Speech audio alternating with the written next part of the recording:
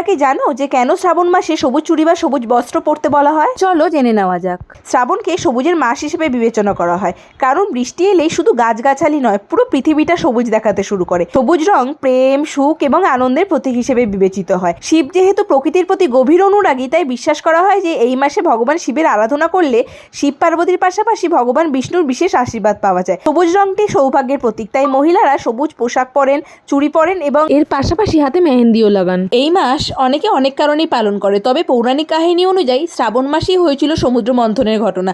সমুদ্র উত্থিত হলাহল বীজ থেকে গোটা ধরিত্রীকে রক্ষা করার জন্য স্বয়ং মহাদেব নিজ কণ্ঠে ধারণ করেছিলেন। বিষের প্রভাবে মহাদেবের কণ্ঠ নীল হয়ে ওঠে। বিষের তীব্রতা হ্রাস করার জন্য স্বর্গের দেবতারা শিবের মাথায় গঙ্গা জল ঢালতে থাকেন। সেই কারণেই শ্রাবণ মাসে শিবের মাথায় গঙ্গা জল প্রদান করা হয়। তাই আর দেরি না করেই মন্দিরে বা বাড়িতে শিবলিঙ্গের পূজা করো, অভিষেক করো, শ্বেত চন্দন লাগাও, ভাং, ধুতরো, বিল্লপত্র অর্পণ করে ঘিয়ের প্রদীপ জ্বালিয়ে আরতি করো।